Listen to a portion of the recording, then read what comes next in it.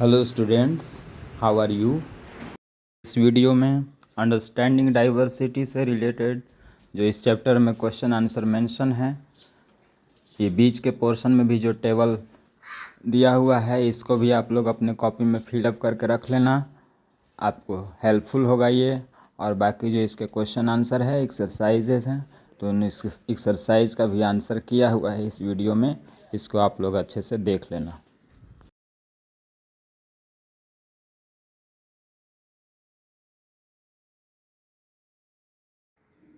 इस वीडियो में हम लोग देखेंगे class 6 CBSE political science chapter 1। Title जिस है understanding diversity. Question number 1, draw up a list of the different festivals celebrated in your locality. Which of this celebrations are shared by members of different regional and religious communities. आपकी locality में, आपकी स्थानीयता में, आपके आसपास में कौन से ऐसे फेस्टिवल्स हैं, त्यौहार हैं जो लोग अलग अलग लोग मनाते हैं, अलग अलग कौम से बिलोंग करने वाले और अलग अलग धर्मों को मानने वाले लोग मनाते हैं, और किन त्योहारों को अलग अलग मनाते हैं और किन त्योहारों को, फेस्टिवल्स को एक साथ मनाते हैं। Answer is festivals celebrated by different regional and religious communities in my locality are Holi, Dussehra, Diwali, Pongal, Makar Sankranti, Teej, Raksha Bandhan etcetera celebrated by Hindus.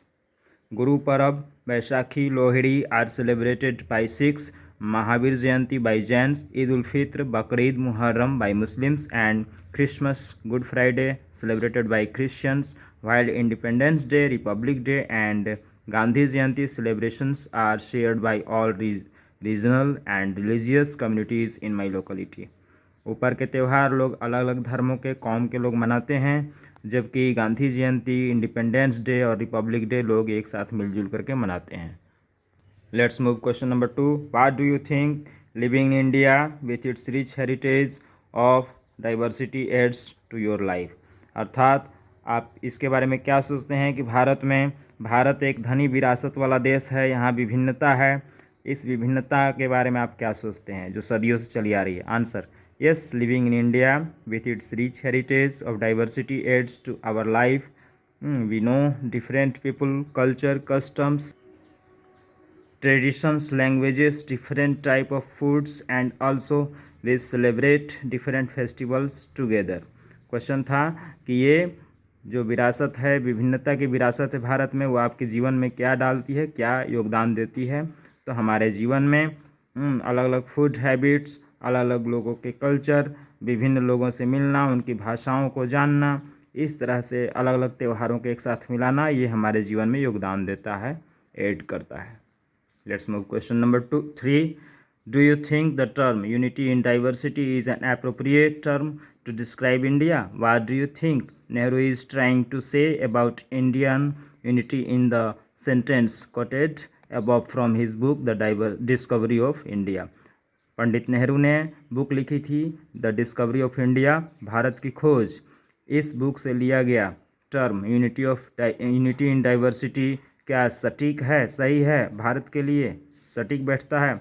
Answer है yes, I think the term unity in diversity is an appropriate term to describe India. There are geographical diversities, different climates, physical features, vegetations etcetera. Answer है हाँ, विभिन्नता में एकता यानी अनेकता में एकता, यूनिटी इन डाइवर्सिटी भारत के लिए सटीक बैठती है, क्योंकि यहाँ अलग अलग भौगोलिक क्षेत्र हैं, अलग अलग आबो हवा है, जलवायु है, अलग अलग भौतिक विशेषताएं हैं, लोगों की अलग अलग संस्कृति है, अलग अलग भोजन के तौर तरीके हैं, अलग अलग धर्मों के लोग रहते हैं, अलग अलग त्योहारों को मनाते हैं, अलग अलग परंपराओं वाला ये लोगों का देश है। Despite of all these diversities, there is unity among the people because they live together, celebrate the festivals together and share their joys and sorrows together. इतनी अनेकता और विभिन्नता के बावजूद लोग एक साथ रहते हैं, एक साथ पर्व त्यौहार मनाते हैं और एक दूसरे के सुख दुख में भाग लेते हैं, एक दूसरे के सुख दुखों को बांटते हैं। नेक्स्ट क्वेश्चन है, underline the line in the poem sung after the Jallianwala Bagh massacre, which according to you reflects India's essential unity. इस चैप्टर में जलियांवाला बाग मैसेकर के बाद जो पोएम लिखी गई है, जलियांवाला बाग का नरसंहार जब हुआ था, वो हत्याकांड जब हुई थी, उस पोएम में भारत की एकता के बारे में बताने वाली लाइन कौन सी है, वह कौन सी पंक्ति है? Answer is the line is the blood of Hindus and Muslims flows together today. आज हिंदू और मुस्लिम्स दोनों का रक्त एक साथ बहा। यही लाइन जो है उस कविता में दी हुई है, जो भारत की एकता को प्रदर्शित करती है। Let's move question number 5। Choose another region in India and do a similar study of the historical and geographical factors that influence the diversity found there.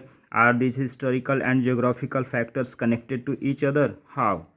अर्थात भारत के दो अलग अलग क्षेत्रों का स्टडी कीजिए और स्टडी करने के बाद ये देखिए कि किस तरह से उनके ऐतिहासिक और भौगोलिक फैक्टर्स ये तथ्य प्रभावित करते हैं भारत की डाइवर्सिटी को, और ये भी बताइए कि क्या वो ऐतिहासिक और भौगोलिक फैक्टर्स एक दूसरे से कनेक्टेड हैं, एक दूसरे से संबंधित हैं तो कैसे हैं? Answer is I can choose Kerala and Ladakh in India.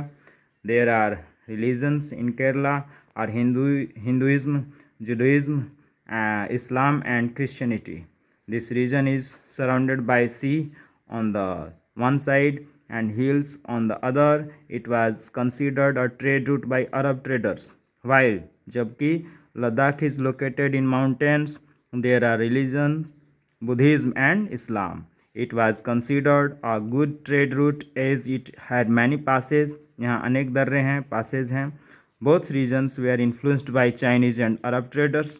Thus history and geography related factors connected to each other. इस तरह से इस चैप्टर से रिलेटेड क्वेश्चन आंसर कंप्लीट हुए। इसको आप अच्छे से स्टडी कर लेना। तब तक के लिए बाय।